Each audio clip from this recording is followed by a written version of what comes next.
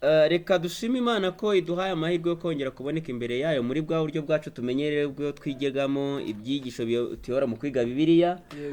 Bavandimwe, murabona ko twakomeje kubana n'inshuti yacu yitwa Byiringiro Daniel, nabimenye yasengera ku itorero rya Byahi mu ntara ya Gisenyi.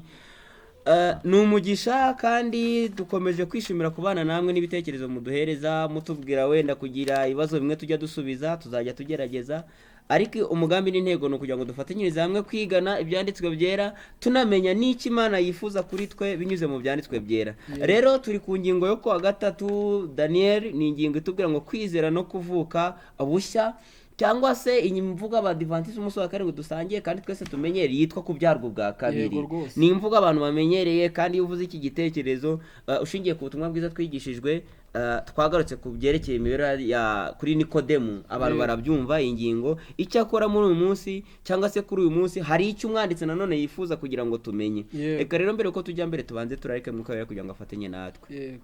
Dusenge. Data udukunda uri mu ijuru, izina ryawe nirihabwe icyubahiro. Tunejejwe cyane nuko uduhaye andi mahirwe kuboneka imbere yawe ngo tuvugane nawe, tuvugishe unyujije mu byanditswe byera. Nimwo tubona iby'ubugingo bikiza imitima, bikaduhindura tukaba ibyaremwe bishya. Turakuretse ngo Mwuka Wera azabane natwe, aba ari wo kubidusobanura no kubitwumvisha, maze natwe twizere kandi tubishore mu bikorwa, nuhishurwa tuzagusanganire. Ngaho ubuntu bwawe bugumane n'imitima yacu kugeza dusoje. Nibyo dusabye twizeye mu izina rya Yesu, amen. Muvandimwe rero, ingingo yo kuwa gatatu tubwira ngo kwizera no kuvuka bushya. Iyi ngingo umwanditsi yifuje ko twibanda cyane, izaba izingiye mu iri somo ririmo Yohana igice cya mbere, ni umurongo wa 12 n'umurongo wa 13. Ni isomo mu butumwa bwiza twabonye ko rifite byinshi risobanuye. Ntekereza ko benshi nkanjye twungukiye mu kundi kuntu turyumva, cyane cyane ko hari n'abari barabimenye turifata mu mutwe ariko tutarisobanukirwa neza, tutanarisoma nk'uko bikwiriye. Ni nayo mpamvu kugira ngo twongere turisome, hanyuma turyifashe twumva icyo umwanditsi yatubikiye muri iki gice kitubwira ngo kwizera no kuvuka bushya.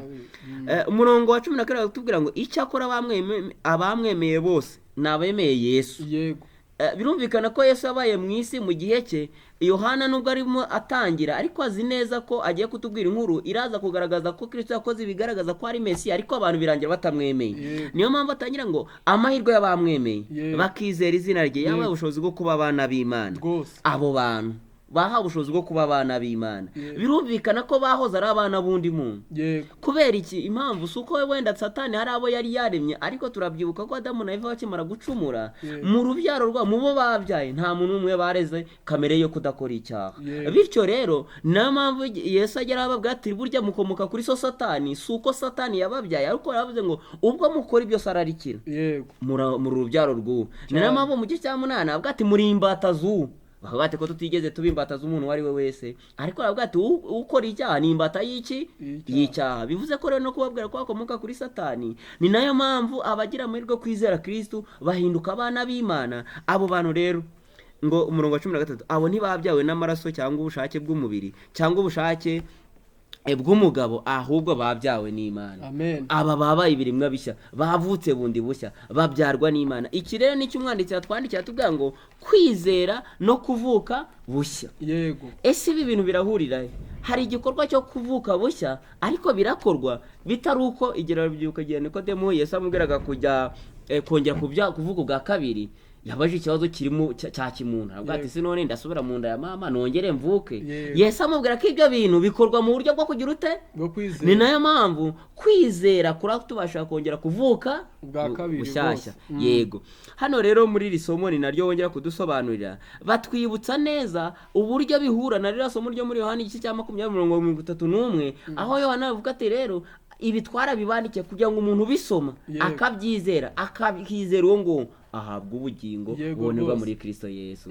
Hano rero ndifuza ko tuza kwinjira muri iki cyigisho tureba ni irihe sano iri hagati yo kwizera no kuhinduka icyaremwe gishya. Ese ibyo bintu bihura bite? Hano turasanga kwizera, mu by'ukuri kwizera uko ubwako ni impano Imana iduha cyane, ariko nanone ejo twabonye ko nta mahitamo tugira.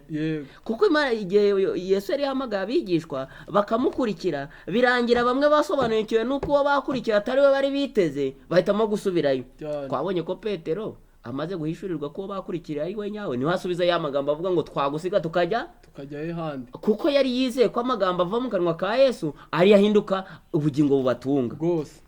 hano batubwira ngo mu by'ukuri kwizerwa ko ni impano izanwa no kumvira ijambo ry'Imana.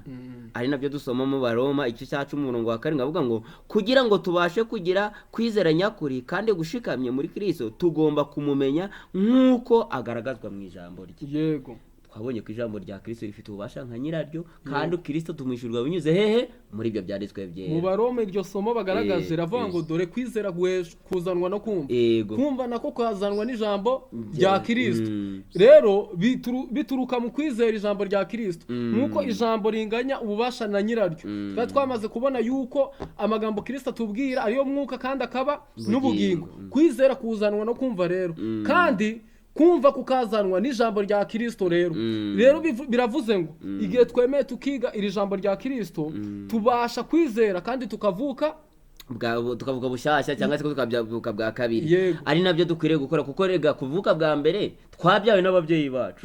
ariko umunyazaburi muri Zaburi ya 50 aratubwira ngo mu byaha nimwo mama yambyariye, kandi umunyabyaha ngo akivuka agira ute ariyobagize. niyo mpamvu dukeneye kubyarwa bwa kabiri kugira ngo duhinduke abana b'Imana. kandi ibi bintu bigakorwa kubwo kwizera Kristo. ari amagambo ngiye gusoma hano atubwira kurya ibi bintu bibaho abizera kandi bakemera umwana cyangwa se bakemezera Yesu nka Mesiya bahabwa ubugingo buhoraho. Yohana nawe ashimangira ibyo bintu aho yerekana ko bikorwa kubera kwemera cyangwa kwiringira ijambo rya Yesu. Amen. nta kindi kibasha gushoboza ibi bintu. niyo mpamvu twabonye isomo rivuga ngo icyakora abamwemeye bose bakizera izina rye yabaye ubushobozi bwo kuba abana b'Imana. abo ntibabyaye ku bw'ubushake bw'umugabo yego cyangwa ku mubiri cyangwa umugore, oya rwose, ahubwo babyawe n'Imana. mu isomo riboneka mu Befeso igice cya 6:11 Satani ari uburyo abashaka kuriganya abantu. iryo somo riravuga ngo ibisigaye yego mukomere mu buntu bwayo no mu mbaraga z'ubushobozi bwe bwici rwose, ngo kuko tudakirana n'abafite inyama n'imibiri n'iki n'amaraso, ahubwo dukirana n'abatware n'abategeka iyi si y'umwijima. none niba ariyo myuka dukirana nayo, rero muri urugendo rwa Kristo tujya mu ijuru harasabwa kubyarwa n'Imana. maze aya magambo tumaze kubona yego avuga ngo abo ntibabyawe ku bw'ubushake bw'umubiri ahubwo babyawe n'Imana, akadusohoreraho. ubwo nibwo tuba tugize imbaraga zo gushobora guhangana n'iki kintu Pawulo yagaragaje mu Befeso avuga ngo kuko tudakirana n'abafite inyama n'imibiri n'amaraso. iyo natwe twamaze guhinduka abo bantu binyuze mu guhindurwa basha, binyuze mu kwizera tukavuka busha tugahinduka abana b'Imana, nibwo tuba tugize imbaraga noneho zo guhangana n'iki kintu Pawulo yatugaragaje ko dukirana nacyo. biravuze ngo rero dukwiriye kwizera rwose tukabisingira. ni nayo mpamvu Yesu igiye yakundaga kubwira abantu avuga ati kuko ikibora ntiwakiraga ikitabora. niyo mpamvu tugiye kubyara ubwa kabiri tugahabwa kamere y'Imana igakora muri twe kugira ngo duhabwe bwa bugingo bw'iteka ryose. hano hasi batubwira ngo ibyo bintu bikorwa mu kwizera. kwizera kuvugwa na Bibiliya gushingiye ku murimo wa Mwuka Wera utuye mu mitima yacu, nirwo rufatiro rwo kwizera kwacu. ibi bintu Mwuka Wera ari muri twe. buriya niyo mpamvu abantu bagerageza ibidashoboka. kugana Yesu yavuze ngo wagerageza kwihindura intungane ngo aragerageza ibidashoboka. icyakora ngo kwigengesera kwatuma umuntu agaragara nk'uwemewe, ariko Mwuka w'Imana ari muri twe niwo ubasha gucubya kamere, imirimo ya kamere, maze tugahinduka abakorana na Kristo, kuko ibyo Mwuka akunda azabitumenyesha. nya magambo ari muri Zaburi avuga ngo nabikiye ijambo rya mutima wawe kugira ngo ntagucumuraho, bizasorezwa muri twe, maze kubw'ibyo tuzahinduka abakwiriye kuragwa kamere y'Imana. kwizera ni umugisha ukomeye. kwizera ni umugisha ukomeye ijisho ribona kandi ugutwi kukabasha kumva. ibi bintu abantu babyumve neza. ntabwo kwizera ari ibintu by'ibitangaza, nta nubwo ari science rocket ibintu ngo bitabasha gusobanurwa ngo abantu ngo iyo science ntabwo babasha. kwizera ni ibintu bibasha kubonwa n'ijisho ry'umuntu. kubera iki abantu babyumve? igihe Yesu yabwiraga Nikodemu yaravuga ati rero nk'uko umuyaga umuntu atabasha kuwubona, ariko umuntu akabona guhuha kwawo, akabona ibiti biri guhungabanywa nawe, uko niko n'uwabyawe bwa kabiri, uko niko n'uyoborwa na Mwuka Wera. ntubasha kumenya aho uva n'aho ujya umuyaga, ariko ibyo ukora turabibona. niyo mpamvu ufite kwizera kugukorera mu mutima we, azabyerekananisha ya mirimo myiza. niyo mpamvu mu Baroma handitse ngo umwuka w'Imana ahamanya n'umwuka wacu yuko turi abana biki ibimana. Yego rwose ibyo bintu ntabwo ari ibintu byo mu mayerekwa oya, ntabwo ari ibindi bintu bidasanzwe, ahubwo ni ibintu bigaragara rwose. Nicyo nashimangiraga mvuga ngo abantu babyumve neza, ntabwo ari uko ari amagambo gusa, ahubwo bizerekanirwa mu bikorwa. Ariko ikibazo ni uko ibi bintu umwuka w'Imana bisohoreza muri twe, ariko uzasanga twebwe tubicurika, ahubwo tukabanza kubisohoreza mu mubiri, tukifuza ko abantu bahamya ko umwuka wera akora muri twe bashingiye ku mirimo twakoze. Ahubwo igitandukanye n'ibyo, igihe Yesu yabwiraga abigishwa ati mugume mu muzabibu, nuko umuzabibu ugume muri njye, mugume muri njye nanjye nzaguma muri mwe, nibwo muzabasha gukora ibyo Data ashaka. Kristo ari muri twe azadushoboza kwera imbuto zo gukiranuka. Ariko nitubanza gushaka kwera imbuto, izo mbuto ntizizagumaho kuko zidafite aho zishora imizi. Niyo mpamvu yabwiye abantu ngo mwanze kuza hondi ngo mwizere ngo muhabwe ubugingo. Impamvu ni iyi, si uko bari badahari oya, ubwo yabwiraga abantu bahari mu bigaragara, ariko kubera yuko bari baranze kwizera ibyo yavugaga, ababwira yuko banze kuza aho ari, nyamara mu bigaragara bahari physically bigaragara. Ubwo rero igihe cyose umuntu yaje imbere y'Imana ariko akaba atizeye rwose, ni ahantu yabatandukaniye n'abo ngabo. Niyo mpamvu mu mbanziriza ngingo y'icyigisho twabonye batubwiye yuko ibi bintu dukwiriye kubyigiraho kugira ngo twirinde kuzagwa mu ikosa aba bantu bagenje ute baguye. Yego, hano baratubwira ngo ibihabanye n'ibyo, hari imitekerereze rero yandi tumaze tuvuga abantu bashobora gutekereza ibihabanye n'ibyo. Bibiliya ivuga ko kwizera ari urufatiro impano ituruka ku Mana. Amen. Kandi dutangirira ku rufatiro rwo kwizera, maze tugahera kuri rwo tugakura tukagira gusobanukirwa ndetse no kwakira ubuntu Kristo yaduhaye. Amen. Kwizera kukwiye kubanza ibanze ryo kwizera.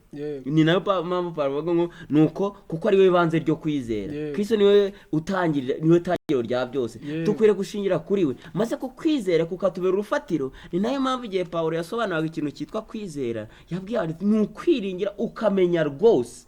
Ibyo bishobora gutuma ufata umwanzuro udasubirwaho.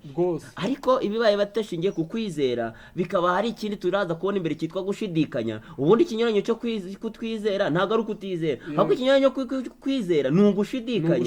Kandi ushidikanya ababi by'imbuto birangira ivuyemo guhakana. Reka dusabe Imana kugira ngo rero uku kwizera gushinga imizi mu mitima yacu. Hano bari batubwiye ngo mbese hagize umuntu umaze kubaza impamvu kubaza ikibazo cyo kwizera, agize umuntu kubaza icyo kwizera kwawe gushingira, wamusubiza iki? Mbese kwizera kwawe gushingira kuri iki? Reka tumenye tudashidikanya ko kwizera kwacu kukwiye kuba gushingiye ku byanditswe byera.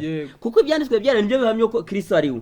Ari abantu bashobora kuvuga ngo kwizera kwanje gushingiye kuri Kristo. Kristo rero tumubona mu byanditswe byera. Nibyo koko kwizera kwacu gushingiye kuri Kristo. Ariko Kristo tumusobanurwa n'ibyanditswe byera.